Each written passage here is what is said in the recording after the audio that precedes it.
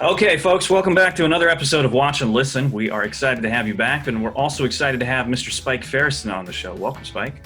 Hey, thanks for having me, guys. Happy Friday. Is it Friday? I don't know what day it is anymore. Is it not? It's Thursday. It's Thursday. Oh, man. I thought it was Wednesday. It's Okay. not Friday. Look, I've already blown. Let's just pretend it's Friday. It's fine. It's fine. I When think does all this of us. air? On a Friday? I don't know who. It doesn't matter. I think all of us just want it to be Friday, so we'll just. Do you know why I think it's Friday? They just delivered a Ducati motorcycle for me to review to my garage 2 minutes ago, and that Okay. usually happens on a Friday. Okay. And I'm on a motorcycle right now, driving. I'm so excited. Good deal. Good deal. Okay. Well, hopefully you can get off the motorcycle for a little bit and actually, do the episode with us. How about that? Yeah, love watches. Ready All right. to go. Just making sure. Okay, so I thought it'd be fun for us to do a couple of things on this episode. First of all, I thought it'd be fun for us to catch up. I mean, we've never met, but since the last episode that you did with Cameron and with Matt, how have things been? Things have been great. Things have been wonderful. We've been making the show. So you replaced Matt Farrer. That's the idea? I did. You're a I'm better looking guy than Matt Farrer. I'll tell you right now. Okay. Well, all right. You should be happy about that. I think this is an upgrade. Okay. All right. I'll take it. I'm going to plead the fifth here and just smile and say thank you. And it's, what have I been doing since then? I don't remember the last time I did the show, what the date was, but I'm in the same situation that the rest of California is as we're watching the state close down. Right. But we're in a climate that's not so bad. Not so bad at all. So, we're outside a lot. Our windows are open, and we're kind of trudging through this thing day by day. Watches and cars, the interest, I don't know if you guys feel the same way, but I feel like it's intensified, like that none of us have anything to do. And now we're just scouring the internet for our next thing, our next thing to drive. I totally agree. I've had so many friends that are like, they've been collecting cars. They got multiple cars during the shutdown. They won't go to step foot in a grocery store, but they're buying cars left and right. I do both. It's because driving is the only thing we can do right now. Yeah. Really, where you're in a car and it feels like you're out in the world. And, as you know, in LA and these canyons, things are okay for about 20 minutes. Go for a drive, go, what's wrong with everything? Right. And then as you come back down the hill, you go, oh, yeah. There's the impending threat of death lurking around every corner. Just don't touch the crosswalk button because you might die today. That's right. So, that's right. It's quite a time. But weirdly, at least me and I think my family, we're all kind of adjusting to it as the new normal, as they like to say. Yeah. Well, I mean, what else are you going to do? You're going to have to adjust to it. You don't really have a choice. So might as well kind of embrace it, right? And buy a lot of stuff on the internet and then regret it later. Yeah, no, I never regret. No regrets. Never regret. No. Okay. All right. Fair. That's good. No regrets on this. And with that, let's go ahead and transition into really expensive things that make us really, really happy. And that's cars and watches. So here's what I thought we would do in this episode. I mean, obviously you're a Porsche guy. You're known for it. Your show is predominantly Porsche, although you and Paul talk a lot about all kinds of different watches and cars, predominantly cars, I would say. So on this episode, I thought it'd be fun to take some cars and then kind of do a thing that I like to call drive this, wear that. So we're going to look at some Porsches, and we don't have to talk exclusively of Porsche. Cameron, I'd love to hear, what kind of cars and watches you like to wear and drive at the same time. So how about we get started? You guys ready? Yeah. Sounds good, except let me get my briefcase of watches ready. Okay. So I can actually hold my watch choice up. I think you actually have a watch in there that is going to be a perfect fit to one of the cars that I have on my list. And I'm really hoping that you have it because I think you might own it. Maybe, but I don't. Sometimes I don't match. I try not to be too matchy. Other times, sometimes I do and sometimes I don't. Okay. I won't match years. I'll just go with a different vibe or a color. Okay, fair. Okay. So should we get started then with that being said? Okay. All right. So the first car that I have on the list is something that you and Paul is the co-host of your show at Spike's Car Radio. If you guys don't subscribe, do so. It's a great show. Very fun, very funny. Paul is, he's a comedian. I guess you could quite a fine. I'd say it. Yeah. He's not a comedian. He's a lawyer. Right. And he's a street fighting lawyer from the suburbs of Long Island. So if you think of it like this, we're like the odd couple of the car world. Right. He's not so Oscar and I'm not so Felix, but I'm always listening to him going, what did you just say? What are you planning to do? You know, he plays fast and loose, and I'm more of a Massachusetts, let's play by the rules guy. Right. Yeah, I had that same exact feeling when I actually went over to his office to record my other podcast, which is called the Road Stories Podcast. So, yeah, I agree 100%. But anyway, there you go. So you've been yes, absolutely, I have. Let's talk about the 911R. Both of you guys have an experience with it. Obviously, you're on the show right now, so we'll focus more on your experience. The 911R is one of those things where it's so hard to pinpoint what I would wear with it because there's so many things about it. It's a difficult car to really talk about in kind of my car ideology because it's such a purist car, but at the same time it's not. So it's a tricky one. What would you wear, or what do you wear if you have your hands in a 911R? I just was in the 911R last week. It's funny because it's a car that I've revisited over and over again to try to understand it and understand its meaning to the future of Porsche collecting. When it came out, very special, but then the GT3 Touring comes out. Right. When it came out, they were selling for hundreds of thousands of dollars more than sticker, which excluded a lot of people, but now they've kind of retreated back to sticker. But then the GT3 Touring was there, and it was cheaper, and it was essentially the same. So, you know, I just got into the 911R last week after getting rid of our GT3 Touring and not having driven the R for over a year, and I saw it, what a special car it was, how unique it was, the sound, the lightness, the feel, the moving through the gears. I can now see its kind of future collectability, whereas before I thought it might be a victim of the GT3 Touring, but I don't say that anymore. It's its own little thing, and even different than the new Speedster, and hugely collectible. Now, having just driven it, let me look at my collection of watches here and pick a choice. I'd have to go with something, you know, unique but also new, and I would go with this right here. Can you see that? Yes, we can. This is the new Siffert Octavia from Caliber 11. I believe they only made 125, so it's rare, like the 911R. And it's, you know, it's the Joe Siffert colors, who is a racer, but it's new, like the 911R too. So this is the one I would pick. Okay, good deal. I kind of had a feeling you had that watch in your collection. Well, now you know for sure. Now I know for sure. Cameron, what are your thoughts on combining the driving experience and the wearing experience of the 911R with the newer Siffert? I think it's perfect. I mean, that the heritage of that watch, everything that's behind that particular watch. Oh, that's a good point. I mean, you've got that in the 911R. It's all in that car, but made new. Right. Yeah. Right. There you go. Makes sense. And something mechanical about it, like the 911R, like shifting gears, yet fast and easy. You know, it's perfect. Okay. Yeah. Very good choice. Very good choice. Caliber 11, was that the Seiko caliber that they moved over?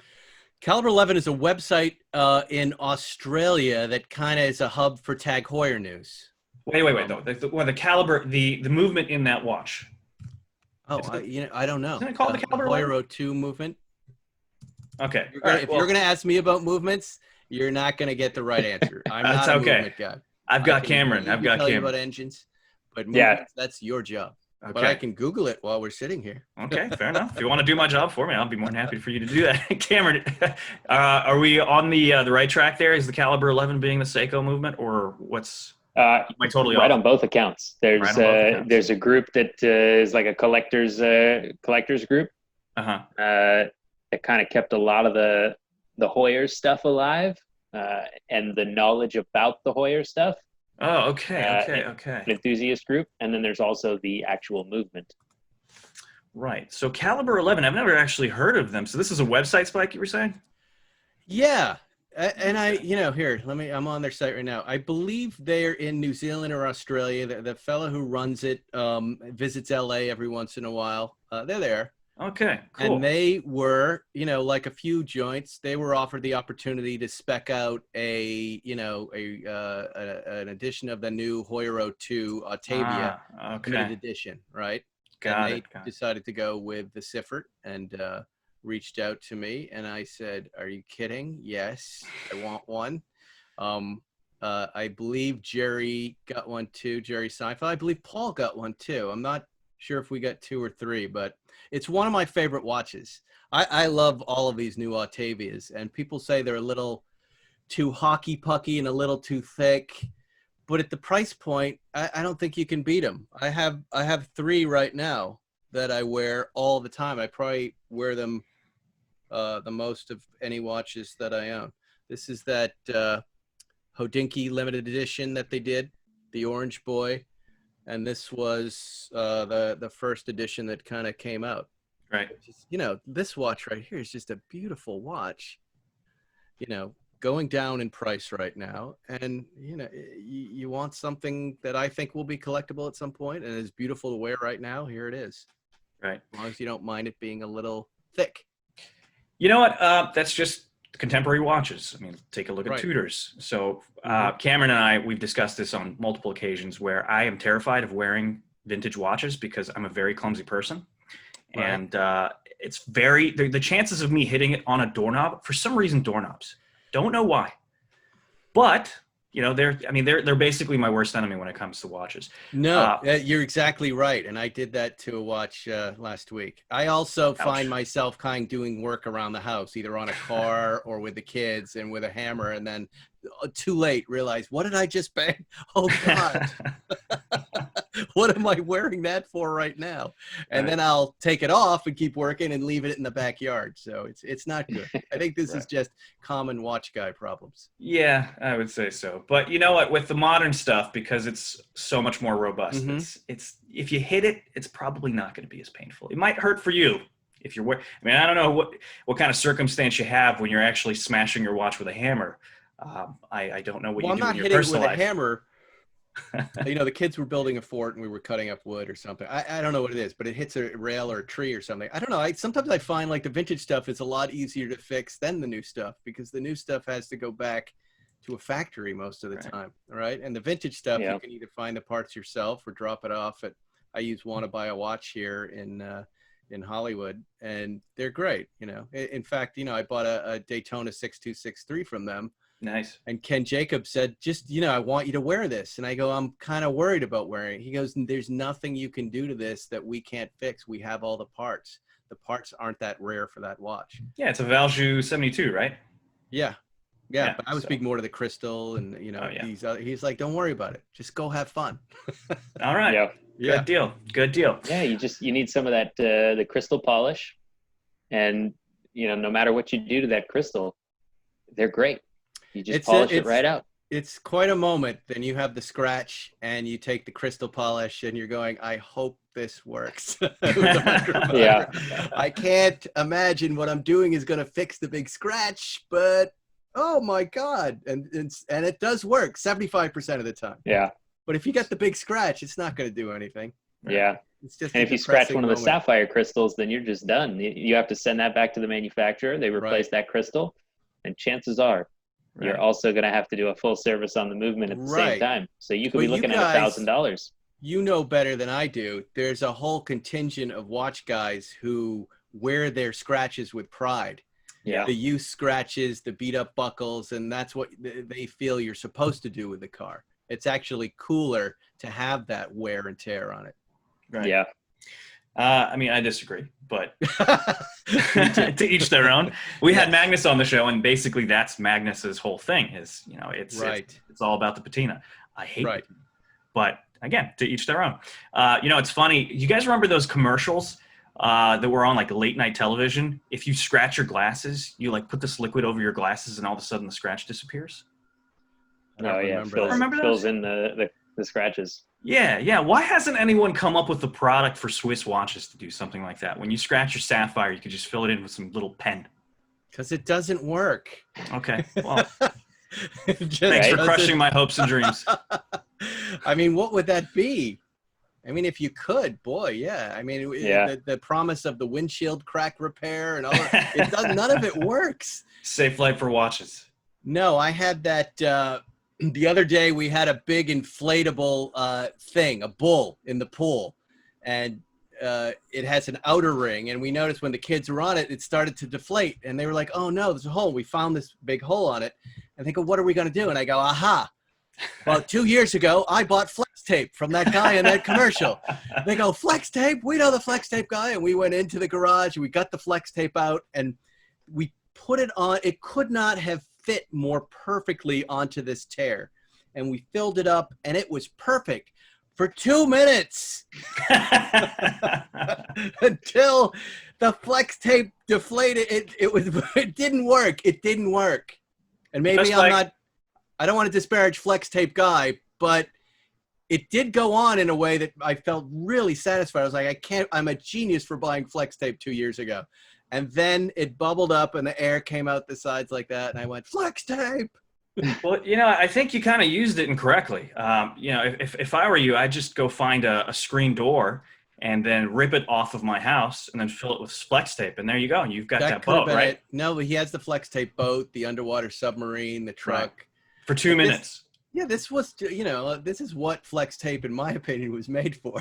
The inflatable bull and the pool fix. But it worked for an hour. Well, I guess we're not going to be soliciting flex tape for a sponsorship for this podcast. But... No, nor should you. Okay, fair. All right, should we go on to the next car and watch combination? Let's try it. All right, so this one is another one that I had a hard time with. But I think I have a match, but I'm more excited to hear your match. This is the obviously spectacular, if that's not the right word, I don't know what is, the Carrera GT. Ooh, that's good. That's such an interesting car. I think we've been talking lately about how that could be the most collectible Porsche to own right now. That it's this car that doesn't look analog, that is analog, that has a wooden gear shift knob, that has an engine that was developed for Formula One. And then Porsche decided not to enter Formula One. And they said, you know what, let's sell this to people so they can drive it on the road. And it makes a sound. It's a really difficult car to drive because there are some clutch issues, especially with the first year editions. But it's rewarding and it's fast and it makes it sound like no other car on the road. It's really an incredible thing. So that said, let me look into my pile and go, what would I match with that car? And we're talking like mid 2000s, right? And that's when that car was out, 2004. Sure.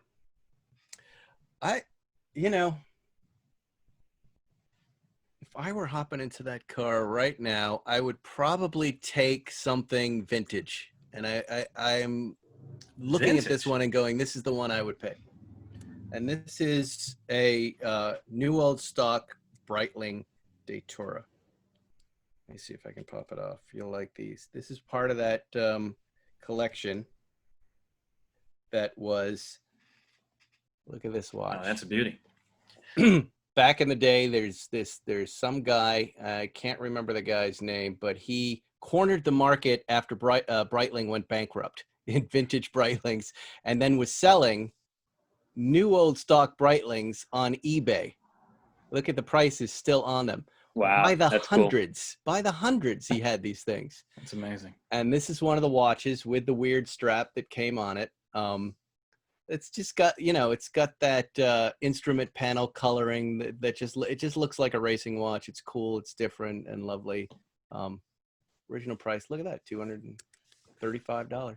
Yeah, find a Breitling for $235. You know this guy that I'm talking about? I always bookmark his name. Let me see if I bookmarked it here. But I don't think Fred something. No, it's Etienne Collection or the. Okay, that sounds familiar, but I don't remember. It's really an interesting story, but these watches are still on the market. You can still find them because he had so many. Right. And you guys would probably know better than me. When did Breitling go bankrupt? Was it in the 70s? What year? That's a Cameron question. I don't know the exact year. I think it was the late 60s, though. But I could be wrong. But yeah, they had some issues, and then Who was it? He passed away recently. Who bought them out? I forget his name as well. Okay, so I found something. So in 1979 Mm-hmm. was when Breitling was on the brink of bankruptcy. Ernest Schneider. Ernest Schneider. Yeah. So he bought them out and was their CEO for a very long time. Oh, okay. Oh. Here it is. This is the guy. The last of the Joseph I-10 collection. Uh-huh. There's an article, 58 new old stock Breitling watches are on eBay right now. It was a collection of 1,500 new old stock Breitling watches that were produced in the 70s and held in a bank vault before the company was saved from forever closing down after being sold. Mr. I-10, I guess, I-T-E-N, is dead now. He bought 1,500 of the watches of the estimated 3,000 that were available that Willie Breitling held onto in 1978. So that's the story. And then he sold them out of he had some little shop. Yeah, Old World Jewelers. And I think they were in Chicago. And, you know, back when I just was looking at watches and thought they were pretty things, I really fell in love with 70s watches like this.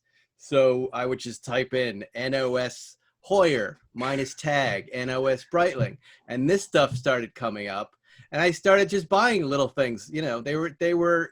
I believe I paid like $300 for it, and I'm like, oh, but it's $300, but it's brand new. This must be cool, and a new old stock they call it. And I had no idea what I was buying, but you know, this is the guy that lasted. This is the one that I really love and keep, and rarely wear because I don't want that sticker to fall off, but.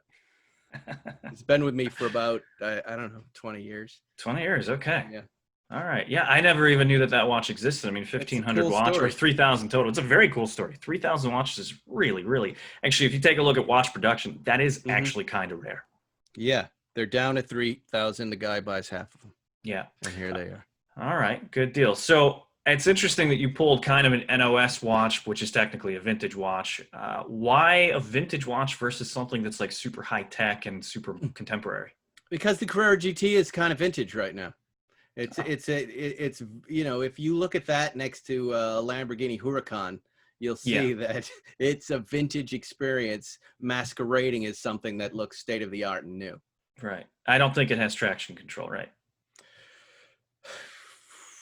If it does, it doesn't matter.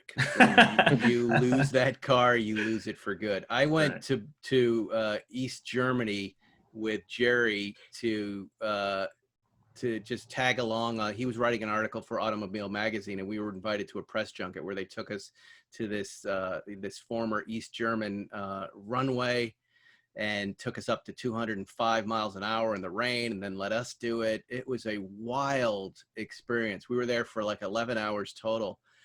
And the one thing, they said a lot of things about the car, but the thing that they said that really stuck with me was, and it was right before we did some cones. They said, when you lose the car, you're not getting it back.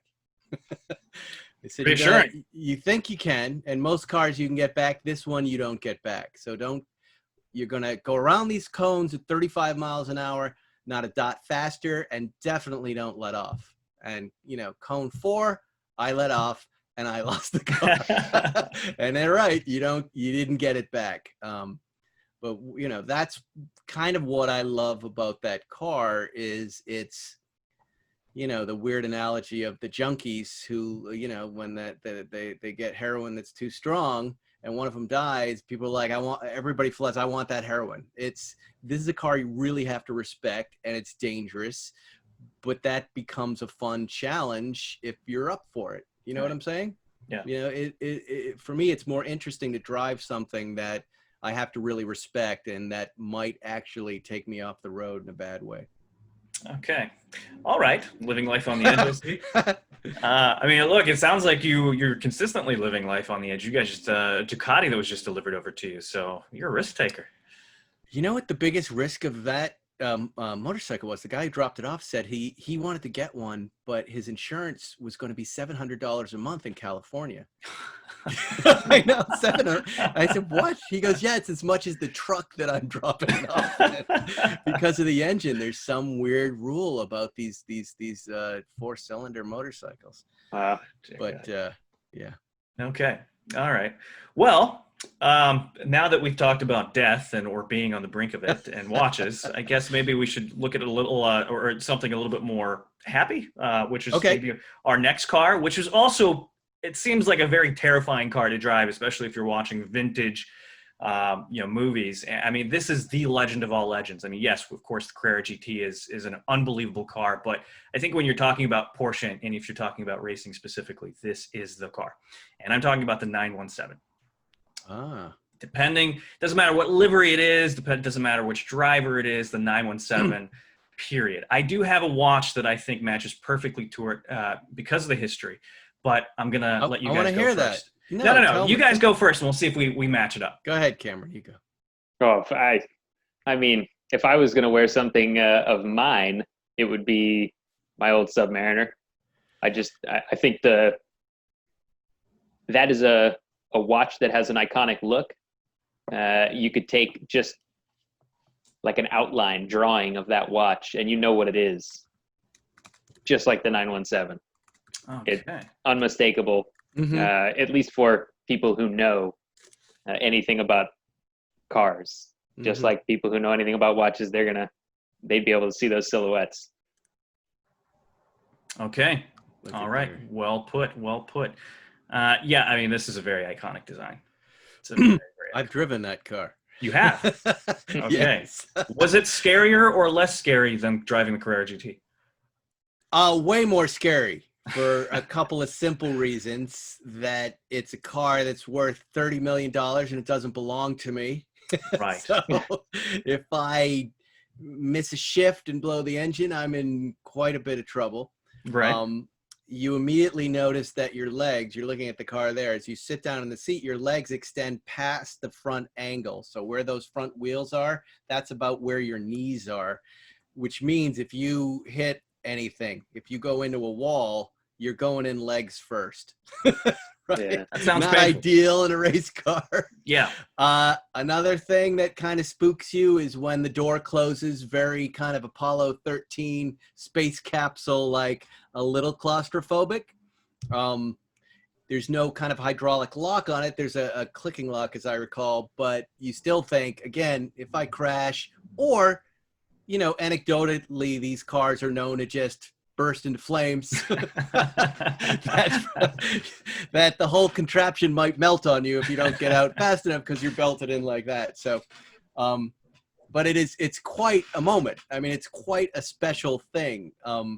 I remember being at the track at Willow, seeing the 917 with Chad McQueen driving it and someone driving a Ferrari 512, and they were racing around together. And I hadn't been to the Monterey Historic Races. I've never heard a vintage race car before. And I still, in my brain, I still see that 917 whipping around the corner and hitting the straight, and the sound and the beauty of it was like, it's just a bullseye right through my forehead. I was like, I've never seen anything like that.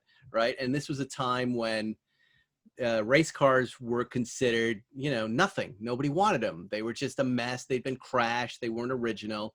Right. And people were just starting to wake up to the fact that, but Steve McQueen drove that, and that was a camera car for the movie Le Mans, and the sound. So it's quite a machine. It really is one of the most beautiful things that exists in the world. And to hear it move, if you've heard one go, you'll know what I'm talking about. Watch-wise, I'd have to go vintage. This is a car from late 60s, early 70s. And immediately I think of this guy, my Viceroy, my Heuer Octavia Viceroy, fresh back from a service, still making a weird grinding noise when I wind it. But it looks good, though. It looks very good. The crystal is clear. It's a watch, at least in the beginning, that was sold, right? They were sold on the back of cigarettes. You could get the watch if you had enough. Yeah. That's right, cigarettes, yeah. It just says racing to me. So, and it's got the beads of rice knockoff on the back, still comfortable, but not signed by Heuer.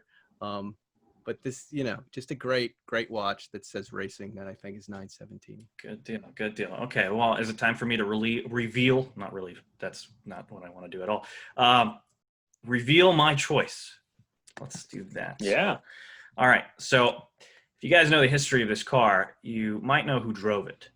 And there is a watch that this gentleman is also very known for, and that is this gentleman, Joe Siffert, the Siffert Octavia, which is very close to what you were saying, Spike, just slightly different colors. So the Siffert Octavia is a very famous watch because obviously Joe Siffert wore it and he tragically died. But he also wore it when he was racing the 917 as well.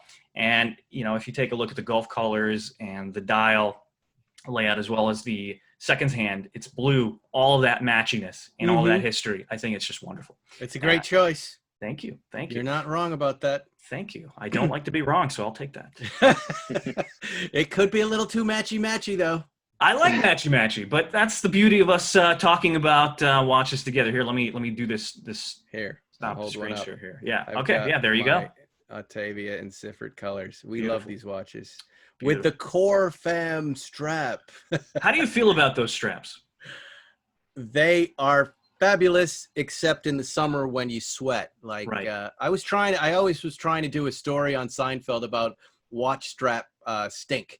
Because I noticed, because I bought, I didn't have many watches back then, but I had this watch, this little, maybe it was this one, these little Hoyer reissues from 1998 and I noticed that if I wore them a lot, I was like, one day I'm just like, God, what smells? And it took me about 3 days to figure out it's my watch. And it really made me laugh that you could have watch stink. And, I just couldn't, I never got the story. I never sold Jerry on it, but, that's what I think about the Core Fam strap. Great for a little while. Yeah. But you don't want to get it too sweaty and stinky. Was Jerry, I've watched every single episode of Seinfeld, but was he a watch guy on the show? I don't remember anything really. None of us were really. Right. I was just kind of waking up. I had bought one Tag Heuer in New York when I wrote for David Letterman because I thought it was pretty. This little Heuer 2000. Let's see if I close this. There's less reflection. Nope. Not so bad. Yeah. And that was my only watch. And when I went to LA and we were sitting around, it was kind of like, when you're writing on a show, it's kind of like quarantine. It's 7 days a week in an office and you're there from like say 9 a.m. to 11 p.m. Like you have no life. So you do start to look at things on your break and go, maybe I should buy something. And I saw those reissues and I went, that looks really cool. Look at the silver dial and the little blue markers. And, I'm going to get one of those. I think at the time, I remember Jerry, he likes Breitlings to do stand-up because there's one model of Breitling he can look down and without the audience knowing he's looking at his watch, he can see how much time left he has in his act. The Breitling Aerospace, I believe. There's a titanium version of it. So he wears that. But I remember him getting all excited about a Breguet. Is that the brand? Breguet or? Breguet? Breguet. Yeah. Yes. And me going like, what? Isn't that a little too 1800s twist your mustachey? Like, I don't know why you're getting that. So, but that's comedy writers. Like we didn't quite know what was going on with any of that stuff. Yeah, there it is. That's the stand-up watch of choice for the world of stand-up. All right. But now he has the Siffert Octavia. He has Vic Elford's Daytona that he was given for winning the Daytona 24 Hours of Daytona. Very cool. And a couple of cool watches. He's but still, I think more Breitlings than anything. Yeah. Okay. Yeah. Good deal. All right. We talked about, well, I'm just kind of like looking at my notes here. I'm listening to your story so intently that I've lost where I am on my little cheat sheet here. But I think we've covered the 917, right? Matching watches to 917s. 917s. Right. Okay. All right. Good. Let's go on to a different car, a very, very different car. But if it wasn't for this car, there wouldn't be a 915 or 917 rather. This is, to me, one of the most quintessential California cars. 356. Oh, sure. Yeah. Now you're getting into a good zone. Oh, why don't we say 356 Speedster, which is what I love more than anything. Good deal. All right. All right. There are two that I do with this car. Okay. When I'm driving my 58 356 Speedster, more often than not, I'm going to go with the 6263. You know, I just think these two cars, this car and this watch, are kindred spirits. I wish this watch were not so expensive, and I wish that the Speedster were not so expensive, because you know they never used to be. They used to be cheap things, but you know the my car is a silver black car. It's you know, just a classic, beautiful design, and I feel the same way about this. Monochromatic colors, a classic, beautiful, simple design, small, like the 356 Speedster. They're perfect for each other, and I apologize that they are so expensive. But you know, normal, 356s, 356Bs are not that expensive right now, and you can, you know, you could get the Tudor big blocks. I don't have one of those, but it's almost, there's a watch, a Tudor big block, that has this same dial configuration except turned up like that, sideways. Yeah. And they are essentially the same watch, and the price points are wildly different, and they're, you know, in my opinion, they're just as beautiful. Well, they're going up in price too. They are. Yeah, they're going up in price. Yeah, apparently. They used to be like $4,000 or $5,000. Where are they now? I think closer to like 8-10. I think. Yeah, so they've gone up a little bit. Well, at least we're not on the cusp of a major depression, and things, the prices won't be falling. So yeah, I like this optimism. Cameron, what you got for us? I think honestly that's the perfect watch pairing for that car. Okay. Your Submariner too would work well with that. We like, you know, 5513s, that's true, yeah. 5512s, stuff like that. I have a 1680 without the red lettering that I also wear quite a bit with that car. All right. Yeah. Good deal. So we've got Rolex and Tudor so far. And, well, guess what? We're going to continue with Rolex. So my pick for it, and I'll tell you guys why. When I think of 356, I think of Southern California. I think of driving down the PCH with your top down, whether it's Speedster or not. I just think it's just California. It's like quintessential California. Whenever you see like vintage pictures of 356s, it's usually like behind some palm trees or in front of some palm trees. It's just so fun looking and so warm, and you kind of just want to go outside and drive it. And I think that this watch pick is kind of similar, especially the California dial version of it, because they're kind of similar in the period of time that they were produced. My pick for the 356, doesn't matter which version of it, is the Rolex Bubbleback. So I'll pull up some Bubblebacks. Maybe you guys know of them, maybe you don't. There was a period of time where people were going crazy for Bubblebacks, but you know, that kind of dwindled a bit. Let's see if we can find a California dial. There it is. I could totally see that. I think the Bubbleback screams like old Hollywood to me. Yeah, there you go. Yeah. Oh, look at that. Right? Sure, the 50s. The 50s. Yeah, and the teeny guy watch. Yeah. I love those. Yeah, these are pretty tiny. What's the case? I think it's like a 32 millimeter watch. Oh my God. Yeah, I had one for a very quick minute. It was very fun, and then I got rid of it. Yeah, you know, I think that stuff's coming back though now. If things got too big, and now 32. You know, if you have dainty lady wrists like me, I'd wear that. Sounds like you and I have the same struggle in life. No, not really. Okay. We'll talk off the air. That's fine. I'll DM you my telephone number. So the reason I picked again the Bubbleback is because of that kind of vintage era, and I just think it's so much fun. And yeah, 356s are very popular, and they are very expensive thanks to Mr. Spike Feresten and some of his very good friends. And there was a period of time where the Bubblebacks were super expensive too. I mean, people were going crazy over them. And then kind of what you said, that period of these crazy prices kind of went down a little bit. So the Bubblebacks are a little bit more reasonable now. And some 356 cars are more reasonable now. So I think it's a really good match. But I guess with that being said, we can go to the next watch. You guys ready? Let's do it. Yeah. Okay. So I'll stop that. Okay. Well, next car. So again, this is one of those things what I was just racking my brain, and I couldn't really come up with a good answer. In fact, I actually kind of came up with the same answer for both the 959 and the Carrera GT. So obviously the 959 is our next car. So what do you guys think? Ooh, 959. Go ahead, Cameron. You go first. I'm going to consider. I think that's your territory. I'm not as well versed in the Porsches. It's such an interesting car because in the time when they were being made in the mid to late 80s, they were technologically advanced. I can't remember the number, but they were losing money on every car. But yet you drive them now and it's, a new Turbo S blows the doors off the car. Yet in the Porsche community, the kids who had this car in their wall, or, freak out when they see one. We just had one at the Malibu Kitchen Cars and Coffee on Sunday, which we do like every Sunday, 8 to 10, virus permitting. And, people flip out over this thing. And I've driven them before, and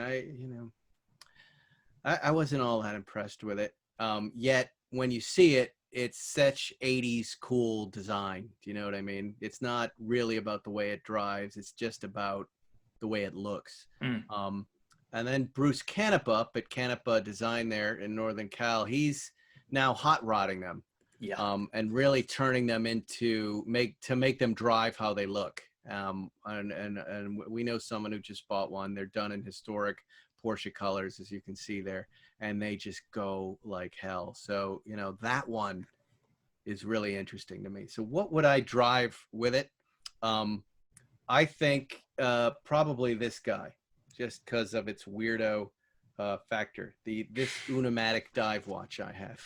Okay, all right. So it's not the most expensive watch, but the modern design dial I really like, and the rubber NATO strap is going to take me anywhere. This is one of my favorite watches. Unimatic, I don't know much about the brand. I just know when I saw this watch, I had to have it. And when, usually when I'm buying watches that are maybe sub $800 watches, I end up giving them away or they go to the school auction. I just lose interest. This one I have not.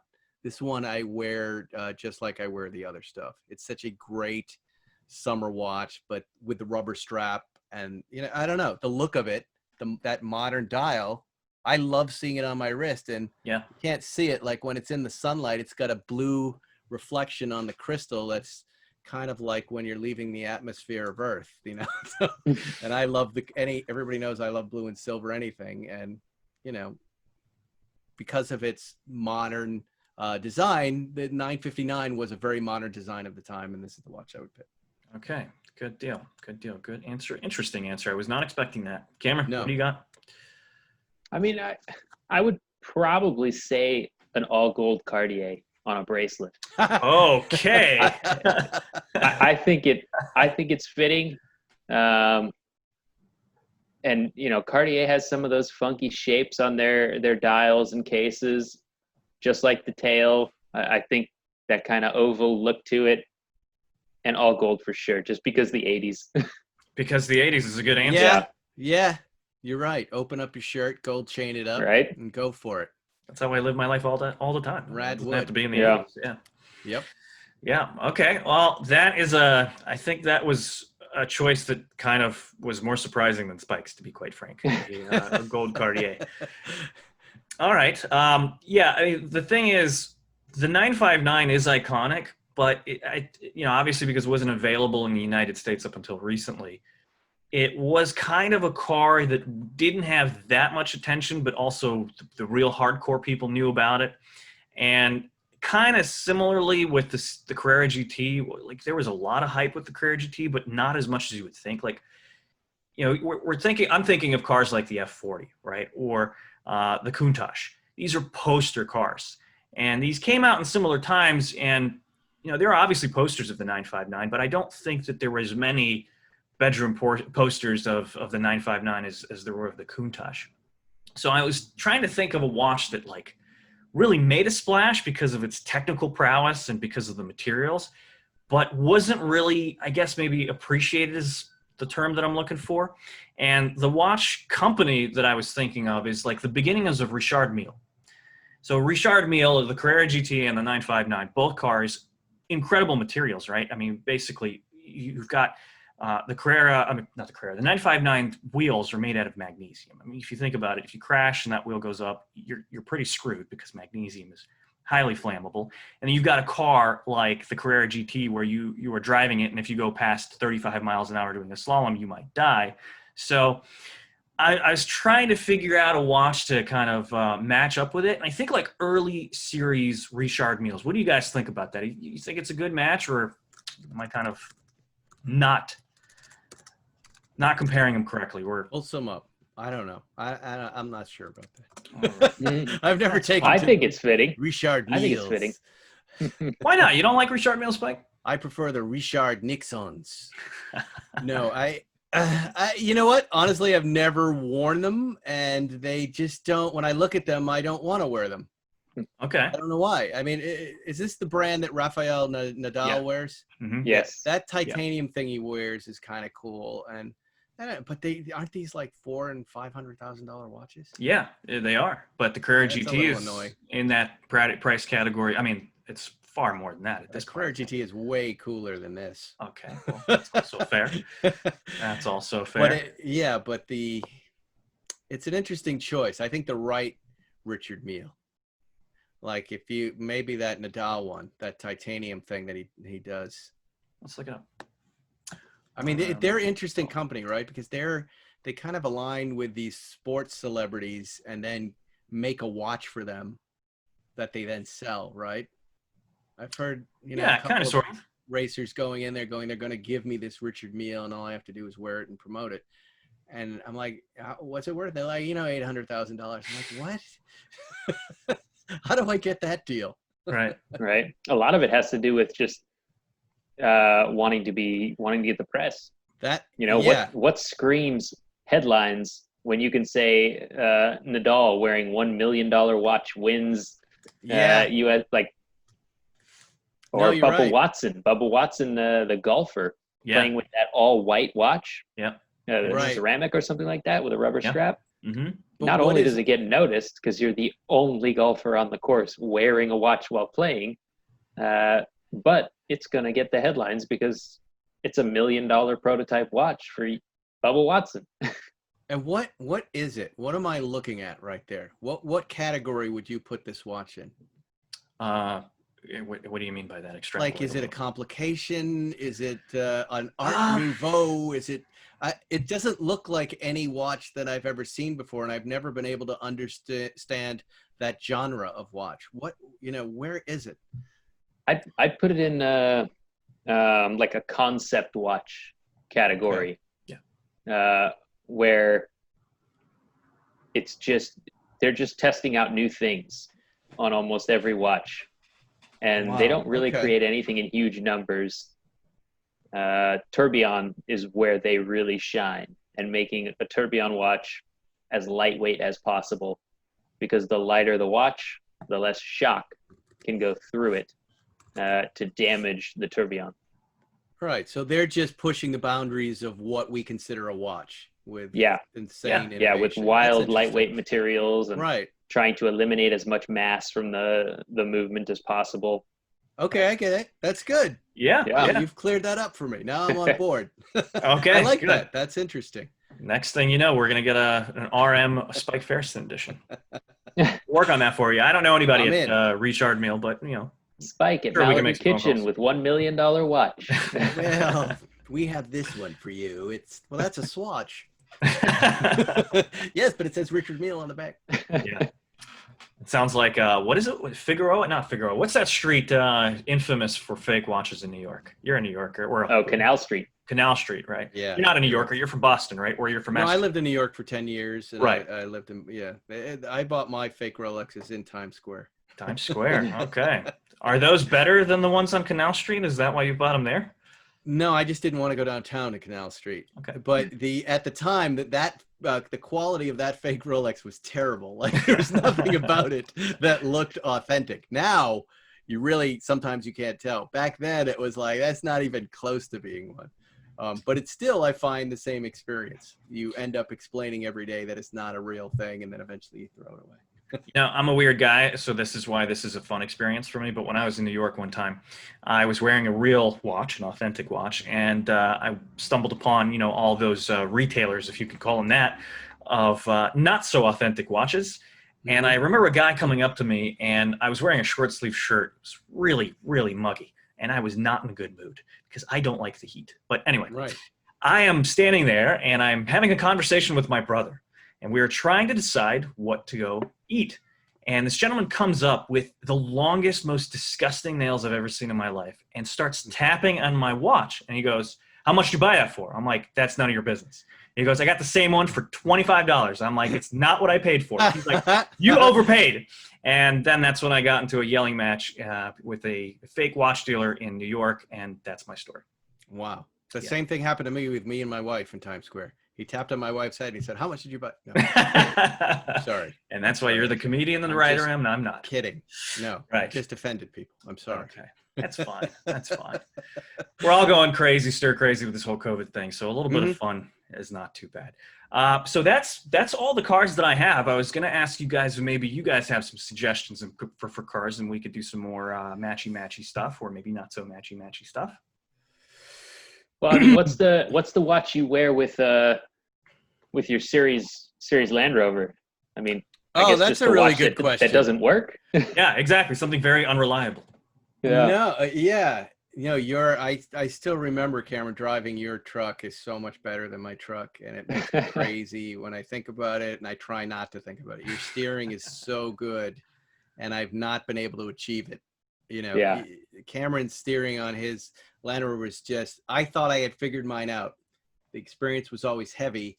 Cameron's, I drive it super light, and I realized I didn't figure it out. And after I drove it, I replaced the tires on it, got really skinny.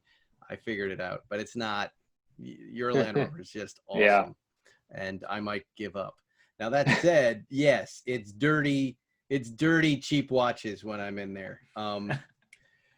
And let's see. Now I'd go to the little Baltic watch. I just bought this the other day. Okay. You guys probably know more about this company, Baltic. I was really attracted to this Instagram post that they had because of the rubber Tropic strap in white.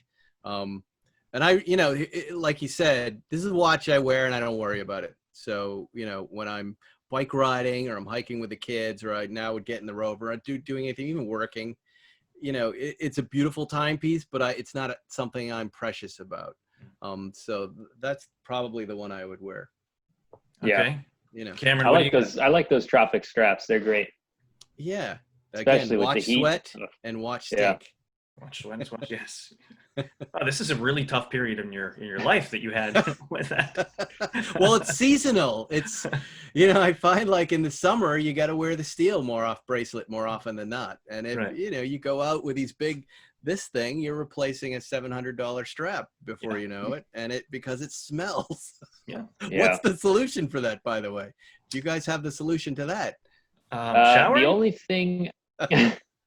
The only thing I've found is when I wear a leather strap watch, I take it off more. Right. You know, if I find myself working on my car or something, it's coming off. Yeah.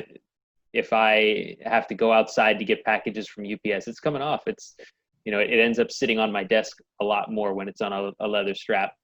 And also taking it off if you regularly are wearing it, take it off for at least 12 hours every day, so that whatever moisture the strap picked up can dry out.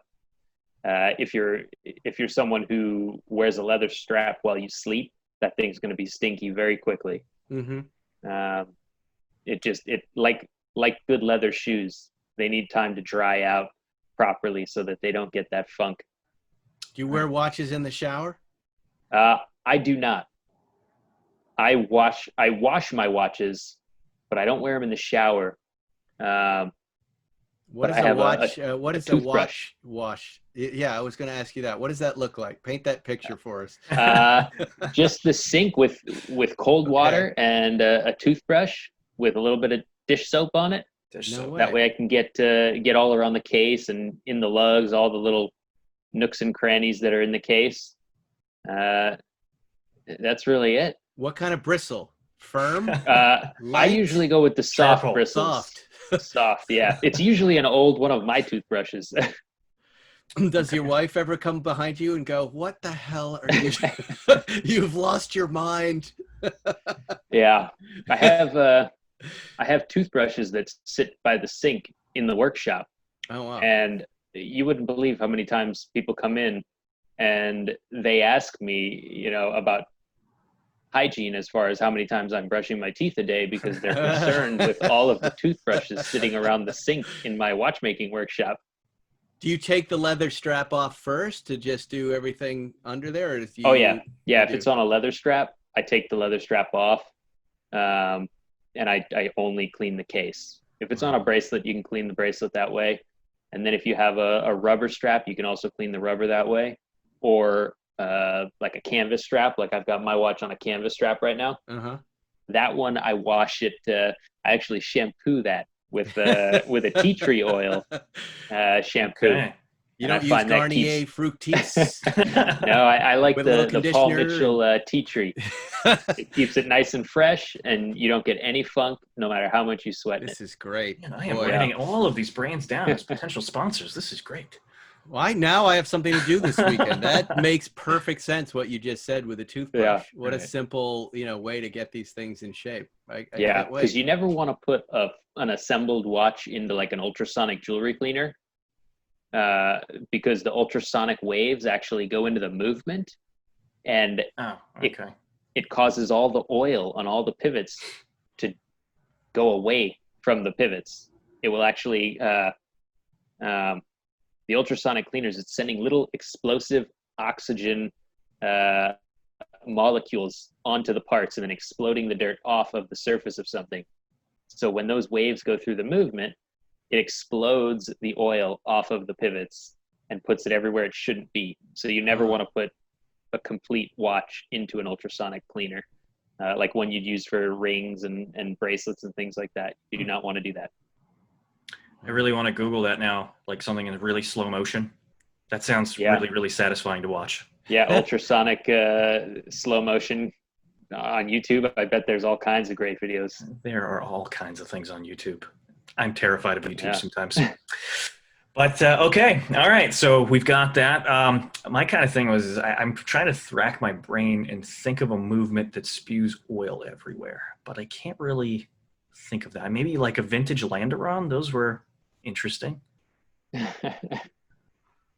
You got anything? I mean, are there movements that are notorious for kind of slinging oil? Yeah, actually the Zenith El Primeros. Really? I was not expecting that. Okay. So they were created when we still had, we didn't have synthetic oils for the watch movements yet. So they were putting regular oils on the escapement, and the escape wheel spins around so fast in that watch that it was actually throwing the oil off of the escape wheel, which was causing problems. And that's one of the reasons Rolex actually slowed down the beat rate on that watch, was so that they could get better service intervals with the Rolex. Rolex has their own brand of lubrication that they manufacture. So they were able to fit that into their manufacturing and service specifications at a time when nobody really had a good solution to oiling those movements. Now we have better oils with synthetic oils that are able to stay on the teeth of that wheel without shooting off with how fast it spins. Okay. Wow. So that could be like the Rover. It could be. That's great. Yeah, you're right. There you go. There's the match. I guess maybe like what's it called? What was it? A316, 312. What's the original not the A series, the original El Primero. What's the serial on it? I can't. It's like on the tip of my tongue. Okay. Well, whatever. I don't know. I have one of the movements, and I think it was like a 319 or something like that. But I don't know what the original movement, the caliber number is, or anything like that. Let's look it up just so that we can have a little conversation about it. Because my brother has a contemporary version of it, so it's not like I can use that. Because obviously the oils are contemporary, and it shouldn't be that much of a problem. I mean, are the new ones generally pretty okay when it comes to oil? I mean, assuming... that's all solved. Even with the service of an old one, they're using new oils now. Got it. So any vintage watch that you have serviced, you'll have much better oils in it. Sometimes I'll end up with a bin full of old watchmakers things from an estate sale or given to me by somebody, and you'll find some of the the weirdest lubricants in their, watchmaking stash. Okay. It could be pig fats and whale blubber and things like that they were lubricating mainsprings with. It's charming. And a lot of that gets very rancid, and it was probably rancid 40 years ago. Now it's just disgusting. Let me ask you guys a question, because you're obviously watch experts and I'm not. What about when you buy a new watch? So let's take these Tag Heuer Octavias. Like, what am I doing for maintenance for that, if anything, ever? Because I'm not a big maintenance guy. I'm not a put them on a watch winder and let them wind around. I'm a guy who wears it till it breaks and then fix it and then wears it again. But what am I doing wrong? Honestly, that's a pretty good mentality for modern watches. Unless you're getting into something like those Richard Mille's where they're so unique and special that if you send that thing back, they might have to actually make that part that you wore out by not doing regular maintenance. But as far as your Rolex goes, or your Tag, or these modern watches that have really good water resistance, great cases where you're not getting any kind of moisture and stuff like that, you can just let it go. They have plenty of replacement parts, and the oils will dry out after about 5 to 10 years. And at that point, you're going to wear out some parts. But honestly, until you see timing issues, it's not worth fixing, usually. Wow. It does depend on the brand, because sometimes, like I said, if you have an oddball watch that the part that you're going to wear out is very expensive or hard to replace, then you definitely want to just send that in, regardless of whether you're seeing any timing errors. Send that in every 5 years, so that you don't wear parts out and have to replace parts. Yeah, just don't do what I did and wait until your watch is like, how slow is the IWC? Like, I don't think it even registers. So that IWC, it didn't need any parts. It just had really dry oil. So most of that is going to be okay. And what happens is your watch stops keeping time. Most people put it away and they stop wearing it. So you don't actually cause any more damage if the watch is not running. If you store your watch on a winder and it's constantly winding and running, then you're going to wear those parts out. So it's kind of like your car. Do you park it to store it and let it sit? Or do you just leave it running in your garage for years and years and keep adding gas to make sure that it keeps running? Yes, it's not great for a car to sit for long periods of time, but it's worse for your car to run all the time. Right. So I don't really like those watch winders for people to put watches on, unless you have something like a perpetual calendar where you setting it every single time you have to wear it could lead you to damage it. So it's actually safer to just have it always wound and running, so that you never have to set it again and risk damaging it yourself. Okay, well, now we know. So you just made my day by telling me that there were no damaged pieces in my watch. I mean, I'm like on cloud 9 right now. Thank you for this very good very news. Dry oil. It's like it's like having little pieces of bubble gum inside of your watch as everything's trying to move. Okay, well, that makes me happy, and I'm really, really looking forward to getting that watch back, because I really do love that watch. Spike, we're talking about an Iwc Mark 16.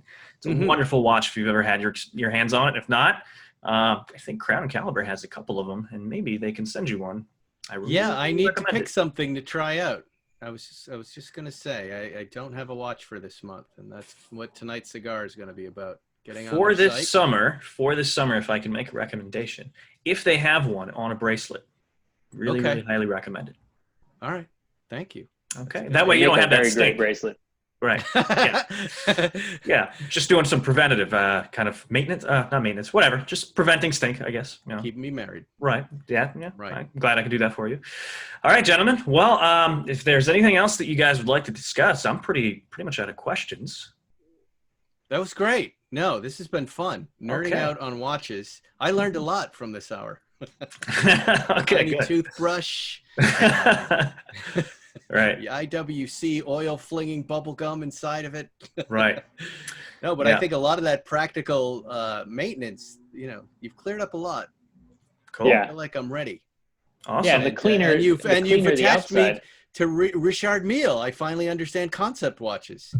And you've given me kind of an endpoint to explore that brand, which now I'm interested in. Yeah. There great. you go. Look at you guys. Well, thank you for the kind words. We greatly appreciate it. And you know what? It's funny because I live literally 10 minutes away where you are some Sunday mornings. I am right down Las Virgenes, right down it. And I think I should come out. Maybe I should bring out some watches and we should discuss. How about that? Wear a mask. Well, we're out there every Sunday, 8 a.m. 8 a.m. As long as the city allows us. So we'll be there this Sunday doing our kind of pop-up impromptu cars and coffee. And there's some great stuff out there. We just ask that everybody social distance and wear a mask. That's right. All right, everyone, stay safe. Say hello to Paul for me, if he remembers me. I'm that pesky guy that sat in his lobby for like 30 minutes. Yeah, I remember that piece of garbage. Tell him to go fuck himself. That's what he would say. That's how he speaks. I'm not going to say that's what he said, but I'm also not going to say that's not what he said. So yeah. He's half an animal. All right, gentlemen. Well, Spike, go ahead and take this opportunity to plug whatever you need to plug, and then Cameron, you're next, and then I'll wrap it up, and then just subscribe to Spike's Car Radio. Cars, comedy primarily, but we do talk about watches, and we're new shows every Wednesday with some great stuff coming up. Sweet. Cameron, shoot. Yeah, follow me on Instagram, Weiss Watch Company. Check out our website, weisswatchcompany.com, and dig through our old episodes too. We're coming up on 2 years of episodes of Watch and Listen. There's plenty of good stuff out there to listen to or watch. Check out Spike's old. This is the first episode that he was on Watch and Listen at. So yeah, thanks guys for listening. You can follow me on Instagram at Road Stories Mike. Check out my old podcast, the Road Stories Podcast, and also On Time, the original OG watch podcast that I did years and years. I think it's been like 5 years, which is crazy. And thanks for listening. If you guys have any questions, concerns, shoot us a DM, shoot us an email, watchandlisten@gmail.com. Stay safe. Take care, guys.